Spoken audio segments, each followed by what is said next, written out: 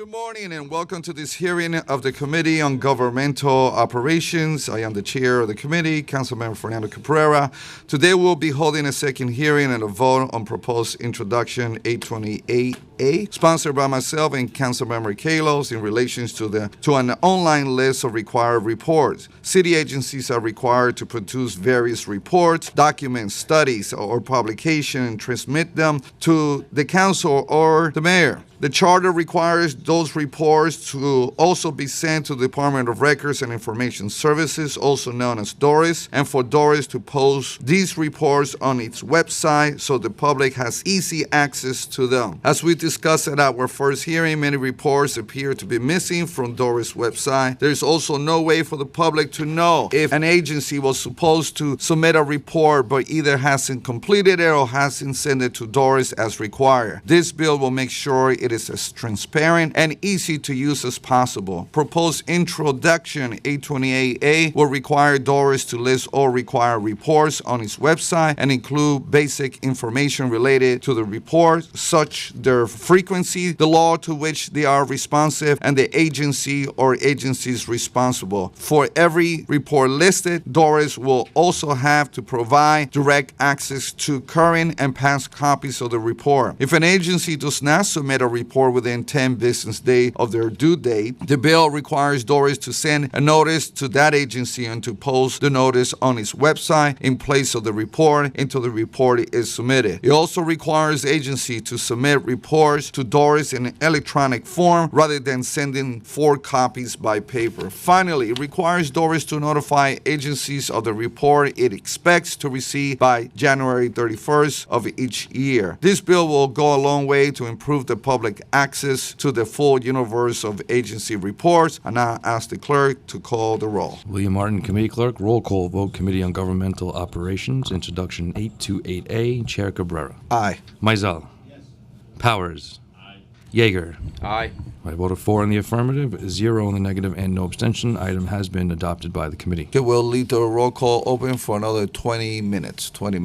I'm Councilmember Robert Cornegy, Chair of the Council's Committee on Housing and Buildings. We're here to hold a vote on a bill related to accessory signs, often referred to as awning signs, and associated violations. Proposed intro number 728B would establish a temporary program for the resolution of outstanding judgments resulting from accessory sign violations. It would establish a 2-year moratorium on the issuance of additional accessory sign violations, as well as a temporary assistance program to facilitate the reinstallation of accessory signs for respondents who have already paid related penalties. The Department of Buildings and the Department of Finance would be required to notify the public of an existence of such programs, and DOB and the Department of City Planning would be required to develop an education program to educate the business community about accessory signs and related regulations. This bill would establish an interagency task force to explore issues related to accessory signs and require DOB to provide a report to the council that contains information about accessory sign violations. Finally, the bill would establish a waiver of all work without a permit penalties issued in relation to the hanging of an accessory sign from December 28, 2017 going forward. We can now ask the clerk to call the roll.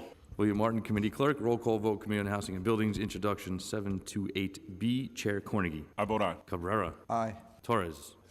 Grodenchik. Jonai. Rivera.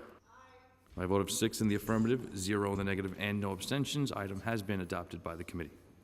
Welcome to this hearing of the City Council for Hire Vehicle Committee. I am Ruben Diaz Sr., the chair of the committee. Today, we will be voting on an important piece of legislation that will provide greater enforcement of commuter bans. Proposed introduction 1299-A, sponsored by Councilmember Williams, would clarify that for the purpose of enforcing against commuting van services, the definition of for-hire vehicle and commuter van do not include a public or private bus service operating pursuant to a contract with the city or any county within the state of New York or any state or local government. Now I would like to call a vote on proposed introduction 1299-A. I myself recommend a yes vote and ask the committee clerk to please call the roll. William Martin, Committee Clerk. Roll call vote. Committee on For-Hire Vehicles. Chair Diaz. Aye. Rodriguez. I vote aye. Rose. Aye. Valone. Aye and all. By a vote of 4 in the affirmative, 0 in the negative, and no abstentions, item has been adopted by the committee. Okay, so we will leave the vote open until Councilmember Moya gets here, and he will take care of it. Thank you very much. Good morning. I'm Councilmember Mark Traeger, Chair of the Education Committee.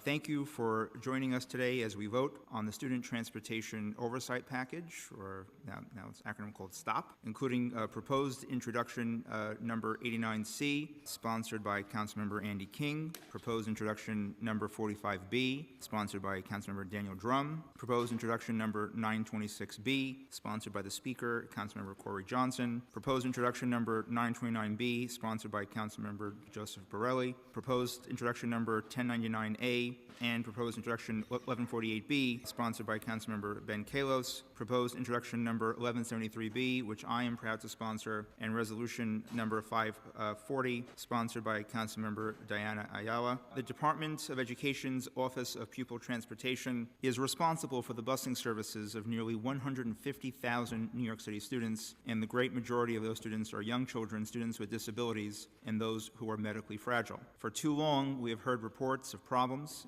and mismanagement at OPT. Earlier this school year, OPT's failure to provide students with safe, secure, and reliable school busing services by excessive delays and no-shows in September, and by a storm in November that led to children stranded on buses for hours on end and without department protocols in place to ensure those students had access to essentials like bathrooms or water. On top of that, DOE's lack of communication with parents and failure to hold school bus vendors accountable has been unconscionable. I commend those at the DOE who have recognized that it is high time for change in our city's school bus services. And I'd like to thank my colleagues for working with me to ensure students on school buses will not go without oversight any longer. We are introducing our school bus industry to the 21st century. It is fascinating to me that GPS devices have been around for quite some time, but they've never actually been required to be turned on and operationalized on school buses all this time. That ends today, and with the mayor's signature as well. Today we're voting on the following legislation, which comprises the Student Transportation Oversight Package. Proposed introduction 89C, sponsored by Councilmember King, which would require DOE to report twice a year on the number of school bus routes scheduled to take less than an hour, between 1 and 2 hours, and over 2 hours, and the average length of time scheduled for school bus routes in each community school district. This bill would also require DOE to share the actual start and end time of each school bus route each day with the council twice a year. Proposed introduction 451B, sponsored by Councilmember Drum, which would require the DOE to distribute a school bus ridership guide in hard copy and electronically no later than 15 days before the start of each school year to all students and parents. Such ridership guide shall include a description of eligibility for school bus services and what the services entail, as well as information for parents and students living in temporary housing and students in foster care. Proposed introduction 926B, sponsored by the Speaker, would require DOE to share with parents and post on its website how parents can file a complaint about a school bus employee, the process by which the department investigates such a complaint, and the possible results of such an investigation. Proposed introduction 929B, sponsored by Councilmember Borelli, would require DOE to report twice a year on all of the calls received from parents and guardians about school bus services, the complaints received from parents and guardians about school bus services, the investigations DOE opened into school bus employees, the number of those investigations that were substantiated, and a description of outcomes taken by DOE in the event of a substantiated investigation.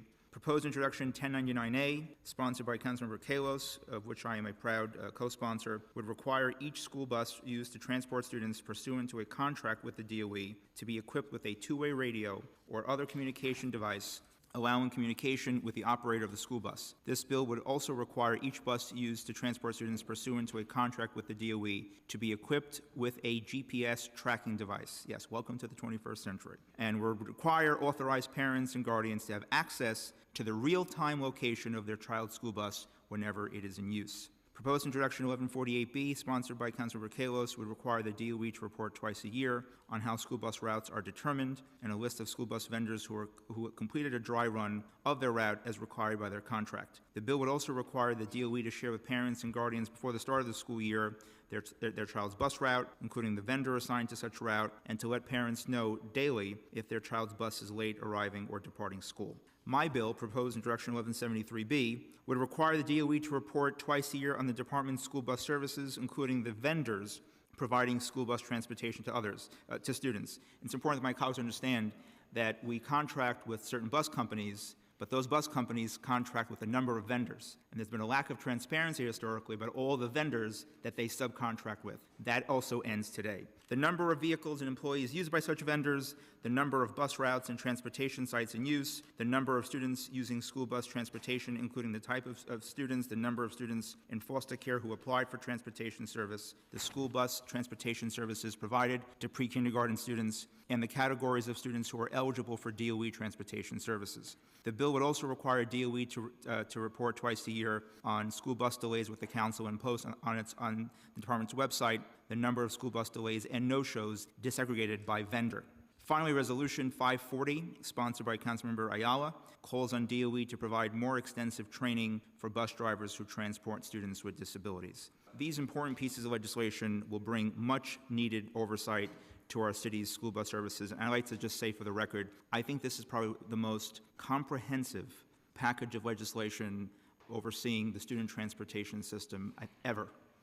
This will bring probably unprecedented transparency and accountability to an area of the DOE that historically has really lacked transparency and accountability. That will be ending soon. And I'll now turn over to some of my colleagues to speak about their legislation, beginning with Councilmember Ben Kalos. Good morning, I'm Councilmember Ben Kalos. You can tweet me at Ben Kalos. This reflects a lot of effort and expertise from the council and our allies and members of the community. Today we're here to vote on two pieces of legislation aimed at preventing the annual school nightmares. At the start of every school year, New York City students are stuck on buses for hours, leaving parents worrying about where their children are. Parents could rest assured of their child's location if they could simply track it. As reported by the New York Times, the annual bus nightmares reached crisis levels on November when Winter Storm Avery left young children who received special education on a bus in the snow for more than 10 hours. They didn't get home until the next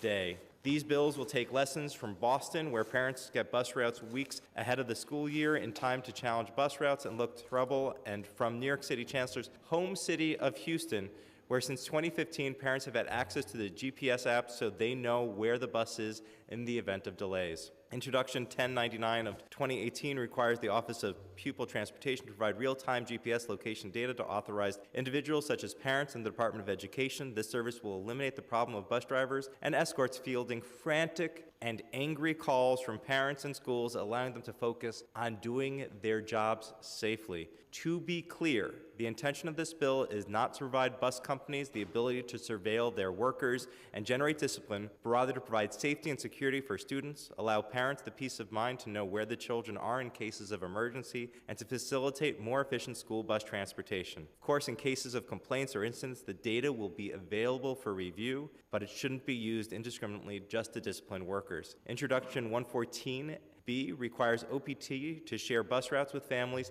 15 days prior to the first day of school. This legislation also forces OPT to perform dry runs for the routes chosen, report annually on how yellow bus routes are determined, and report the number of buses and staff needed to meet those goals and recommendations. Parents in New York City have been fighting for accommodations and services for their children, some of which have special needs, and depend on that our city will be responsible in driving their kids to school. Thank you. Thank you, Councilmember Kalos. Just also want to note that we've been joined by Councilmember Borelli and Councilmember Cornegy. And before we vote, I just want to say that this is really an example of effective and responsive government. As my colleagues noted, and as we all witnessed, that there were unacceptable conditions, situations that our children were subjected to and families subjected to at the start of the school year with regards to significant bus delays, non-pickups, and even up to the recent snowstorm. But many of us met with impacted families.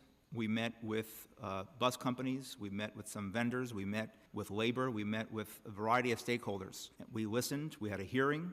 The speaker actually came to our hearing, listened as well, spoke very powerfully. We worked together on, I think, a really powerful, comprehensive set of legislation, and we're now passing laws to make sure and to really follow up to ensure that doesn't happen again, to the extent that possible. This is government the way it should be. So I want to thank all of my colleagues And with that, I will ask the committee clerk to call the roll and begin the vote. William Martin, Committee Clerk. Roll call vote, Committee on Education. All items are coupled. Chair Traeger. I vote aye. Rodriguez. I vote aye. Barron. I vote aye. Congratulations to all of my colleagues, and I ask to be added to all of this very significant legislation. Thank you. Cohen. I'm going to vote aye on all. Cornegie. Deutsch. I vote aye on all. Drum. I vote aye. Kalos. Permission to explain my vote. This morning, my wife actually kissed me and said, "Thank you for getting this done." Parents all over the city have been reaching out to say thank you, and that usually does not happen, so that is just how impactful this legislation is. So thank you. I proudly vote aye on all. Lander.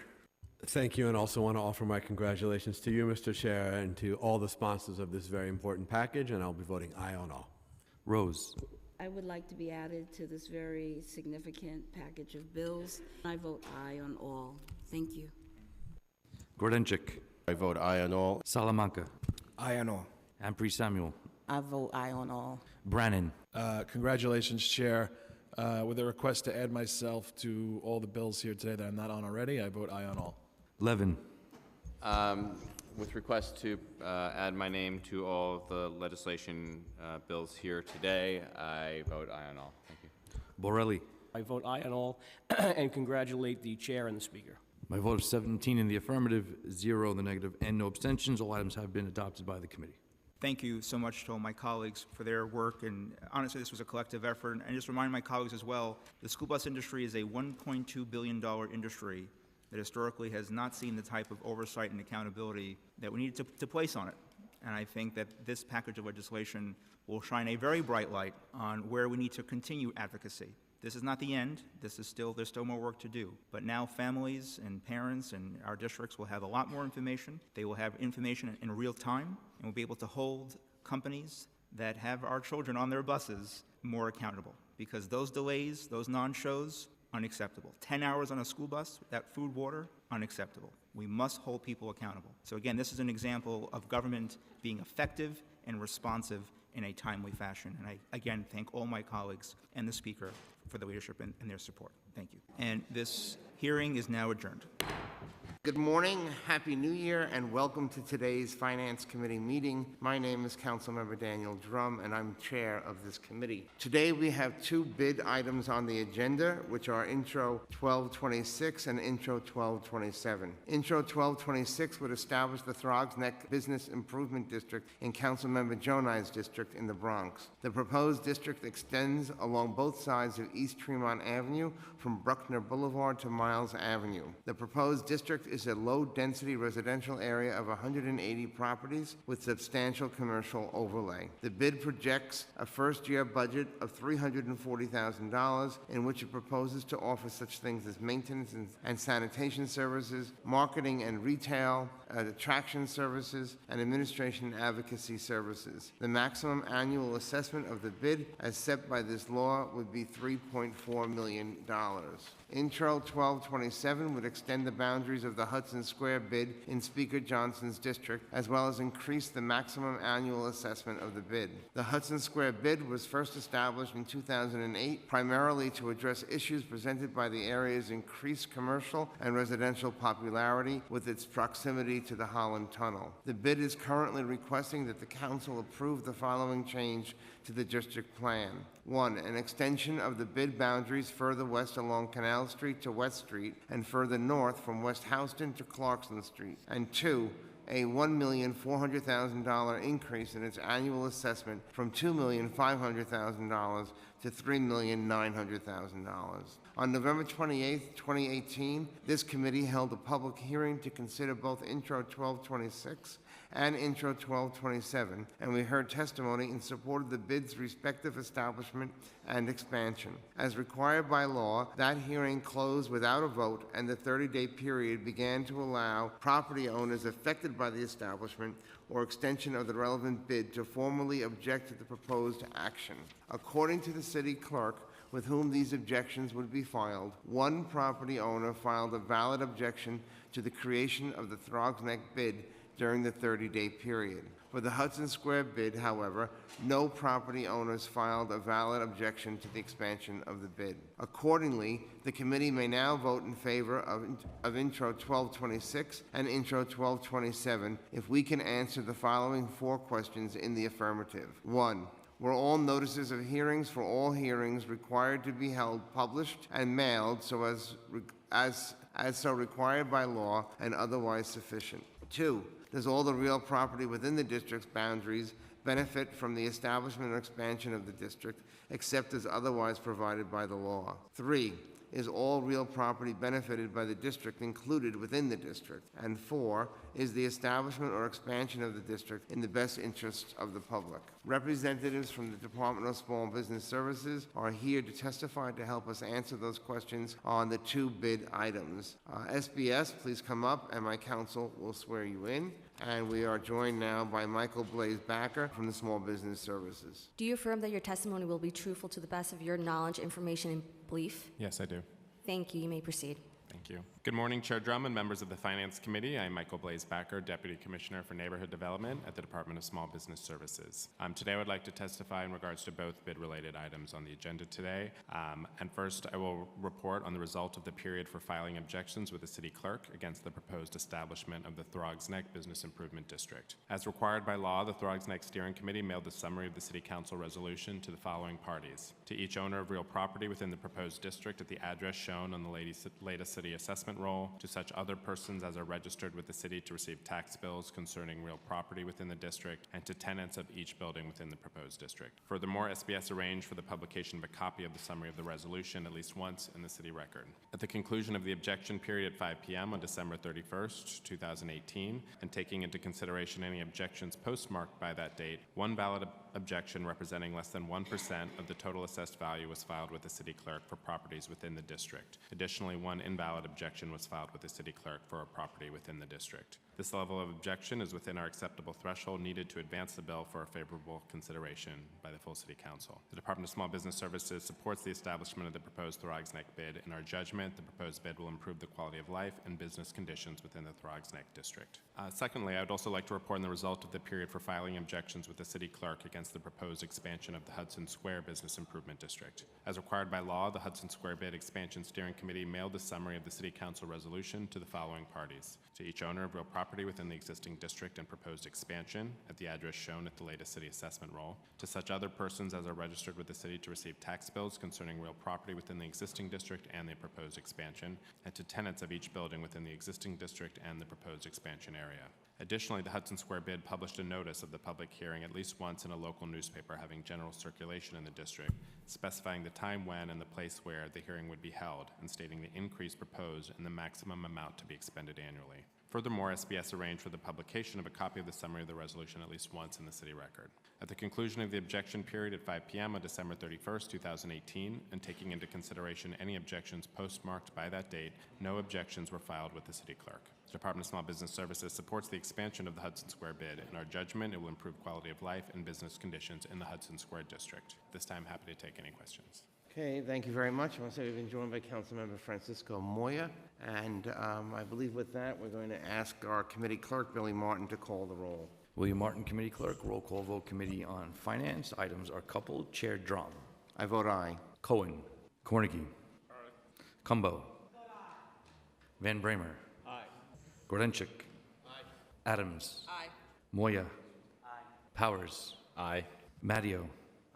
By a vote of 9 in the affirmative, 0 in the negative, and no abstentions, all items have been adopted by the committee. Okay, thank you very much. And with that, we're going to keep the vote open for another 10 minutes. Thank you very much, everybody, for coming in.